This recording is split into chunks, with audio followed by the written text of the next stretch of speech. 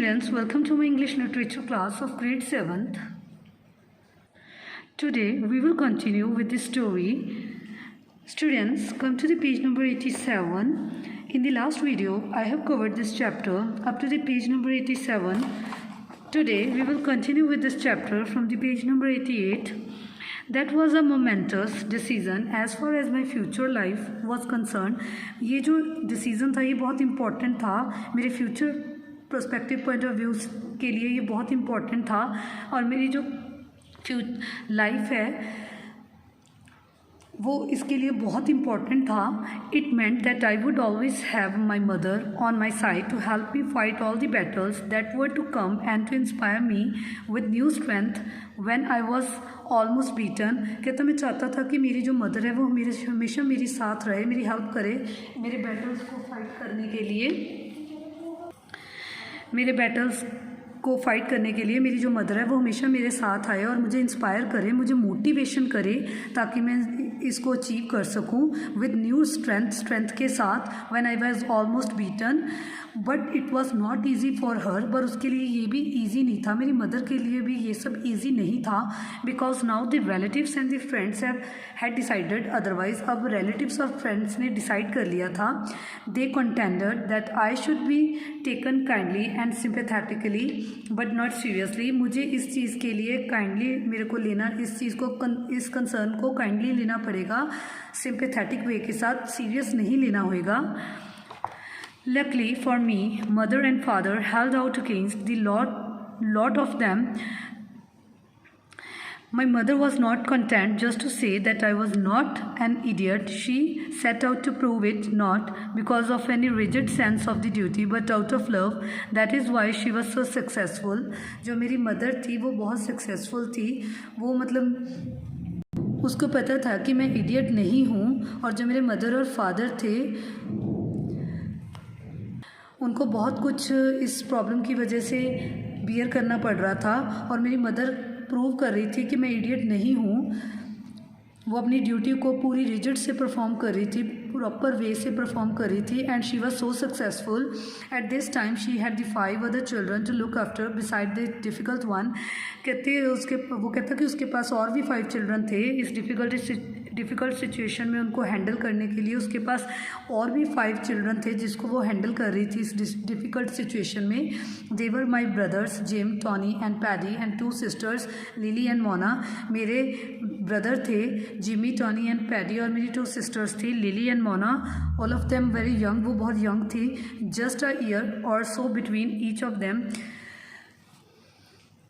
4 years ruled by and I was now 5. अब मैं 5 years old हो गया था. And still as helpless as a new born baby. अब मैं स्टिल अभी भी हेल्पलेस था जैसे कोई न्यू बॉर्न बेबी होता है. While my mother was out at brick playing का मतलब क्या होता है? ब्रिकलिंग मीन्स कि मेरी जो मदर थी वो ही एक मेन पर्सन थी जो हमारी अर्निंग ब्रेड और बटर के लिए वो अर्न करती थी, हमारे लिए वो अर्न करती थी. She is one of the foremost person in my family. Mother was slowly patiently pulling down the wall. वो पेशेंट से वॉल को पुल कर रही थी brick by brick. That seemed to thrust itself between me and other children. It was hard breaking work. जैसे वो BRICS को pick कर रही थी, पुल कर रही थी वॉल को डाउन साइड, और वो बहुत हार्ड ब्रेकिंग वर्क था. For often all she got from me in return was vague and smile and perhaps a faint gargle.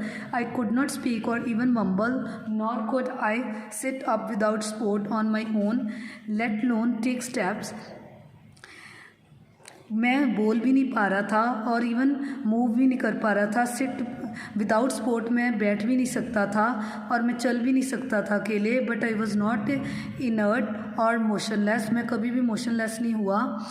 I seemed indeed to be convulsed with movement. Convulsed means trembled. मैं tremble कर रहा था, मेरी body tremble कर रही थी. Wild stiff snake-like movement that never left me except in sleep. My fingers twisted and twitched continuously. मेरी जो फिंगर्स थी सडनली वो मूव नहीं होती थी अनकंट्रोलेबल हो जाती थी और मेरी जो आर्म थी वो ट्विंड हो जाती थी पीछे की तरफ and would often shoot out suddenly this way and that my head lolled and sagged. मेरी जो हेड थी वो बहुत रिलैक्स्ड था और वो मैं सैग्ड का मतलब क्या होता है, हंग बिकॉज ऑफ वेट, वो बेंट हो रहा था, वेट के कारण नीचे की तरफ बेंट हो रहा था, साइडवेज की तरफ वो बेंट हो रहा था। I was a quite crooked little fellow.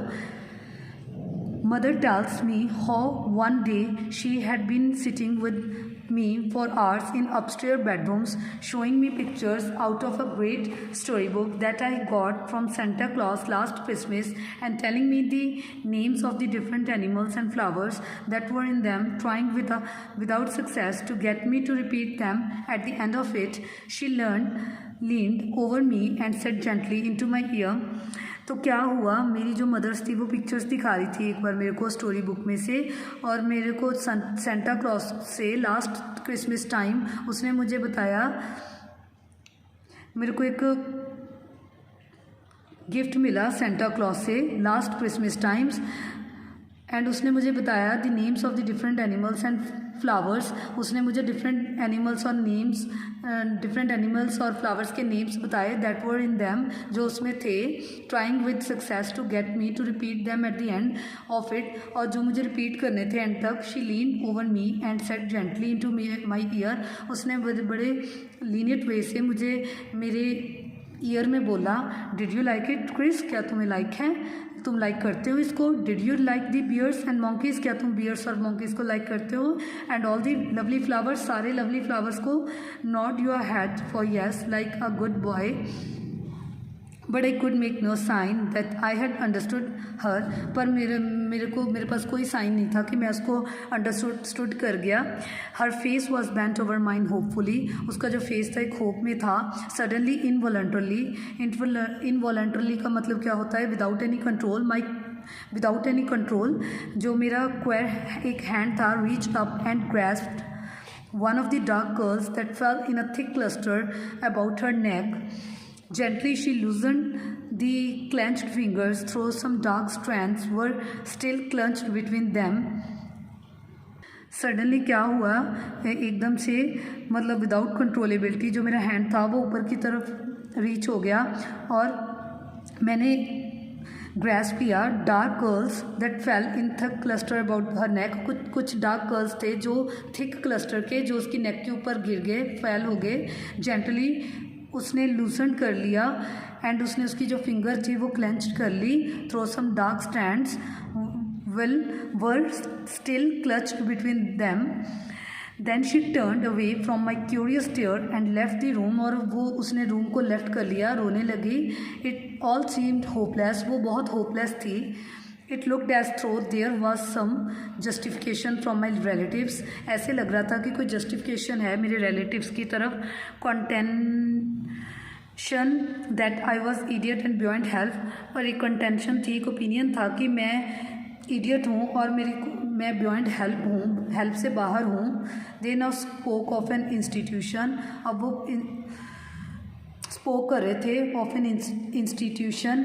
Never said my mother almost fiercely when this was suggested to her, जब उसको सजेस्ट किया गया। I know my boy is not an idiot, मुझे पता है मेरा जो बॉय है वो इडियट नहीं है। It is in his body that is shattered, उसकी बॉडी में ही है, ना कि उसके माइंड में है। ये जो प्रॉब्लम है उसकी बॉडी में है बट उसके माइंड में नहीं है।